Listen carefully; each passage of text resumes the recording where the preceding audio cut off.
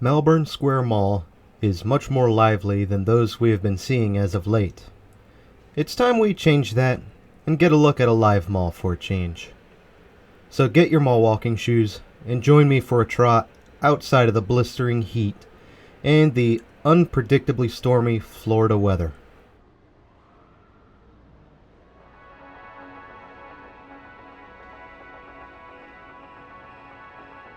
Also, pardon the zigzagging through this video. I am trying and failing to keep people out of my shots for long periods of time. This is what I get for going when it's a peak rush in October.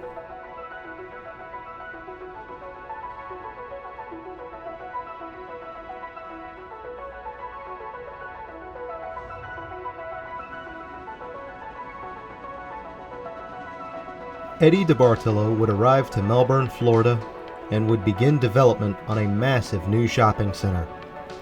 One that was sure to decimate the old Brevard Mall, as well as put up serious competition against the Merritt Square Mall. In 1982, Ivy's would open up their anchor space for the first time, followed by Jordan Marsh, Burdeen's, JCPenney, and then Belk-Lindsey. A fun fact about this mall: not only did it kill the Brevard Mall, but it also killed its expansion plans at the time, as the mall was projected to build additional space for more stores, as well as JCPenney. This may allude to how cutthroat Florida markets can be.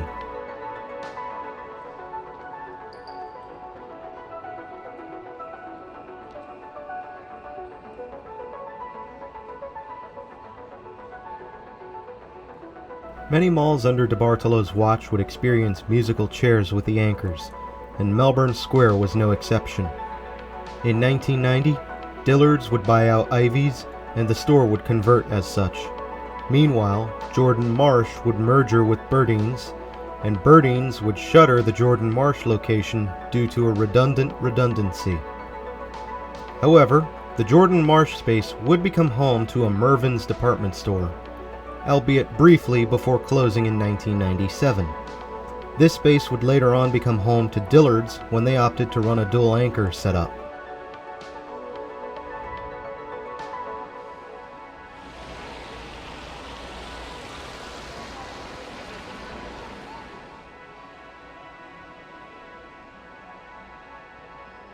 The games continued when Macy's would come to eat Burdeen's in 2005. Meanwhile, Belk-Lindsey would shutter, relocating to another shopping center. This space would become gutted and subletted to make way for Dick's Sporting Goods and Circuit City. And I'm sure we all know what happened to Circuit City, right? The Circuit City space would see turnover from a store called World of Decor to LA Fitness, and most recently, Esporta Fitness.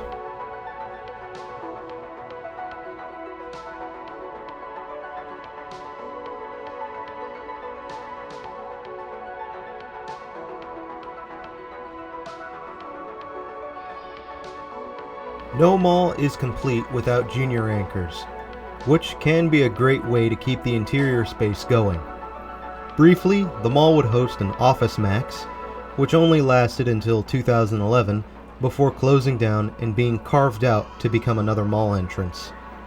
But on the upside, H&M would join the mall in 2014.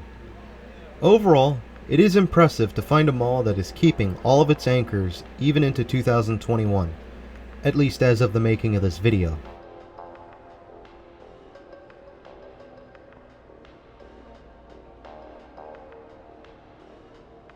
It is worth mentioning that this mall has only had a handful of owners in its lifetime, compared to Melbourne Square Mall nearby, which seemed to be a hot potato. Eddie DeBartolo would merger with Simon, and Simon was happy to keep the mall, before eventually offloading it to a spin-off company called Washington Prime.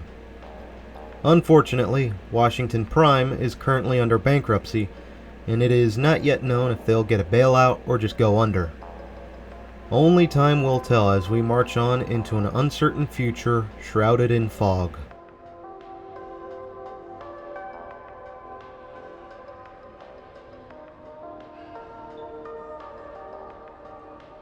Melbourne Square Mall is a more modern and contemporary mall compared to others I have covered thus far, and far more lively than the others that I will cover in the future, for Florida at least.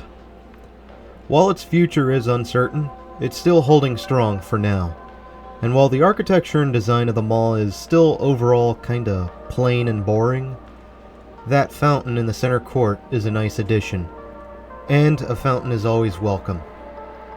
And it was operating to boot, and it appears to be appreciated by other patrons in the mall, which is always a good sign. Mall fountains need to make a comeback, damn it.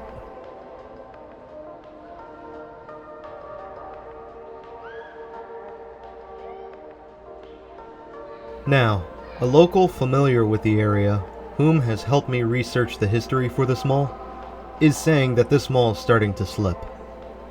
Now, I can't check for myself at the moment, seeing as I live over 8 hours away from this part of Florida. However, this would be a mall worth keeping an eye on as we march onwards.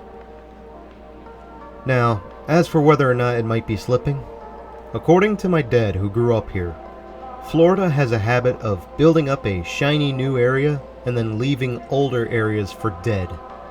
And there is evidence to support this theory, as parts of Cocoa and Rockledge are flat out deserted, and Merritt Island is not looking much better either. Right now, the big new spot in this part of Florida that I can point to is Viera.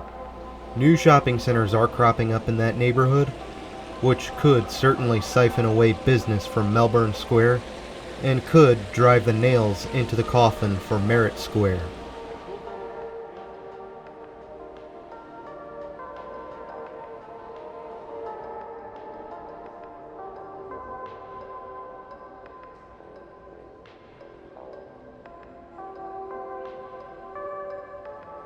Of course, we'll have to wait and see what will come of the area. Melbourne is still a pretty hopping place from what I can see, and has a real chance to buck this trend. But with that in mind, I would advise management and the current or future owners of this mall to start looking into ways to keep this mall viable as a destination. Which is where you, the viewer, come in. What would you do to prevent this mall from dying? How would you keep it as a destination for locals and tourists alike?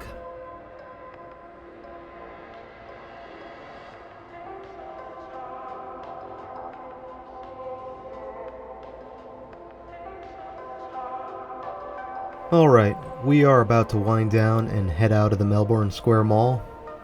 What did you think about this place? Did you love it? Did you hate it? Do share your thoughts and feelings down below, after dropping a like and subscribing if you haven't already. Let's get that number to 5,000. Additionally, our hunt for Florida Man will continue in the future, as we do have 3 more malls to take a look at, one of which is super dead, and the other 2 are repurposed spaces. And if things go well, I might be back in the area for even more. You'll just have to subscribe if you want more.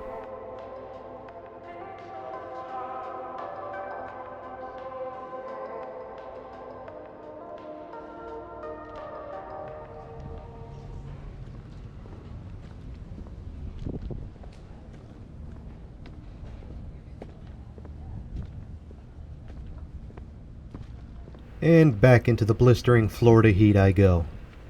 Thanks for having me, Melbourne. And until next time, this is Doomie Grunt, wishing you and the Melbourne Square farewell and good luck in the raging storm.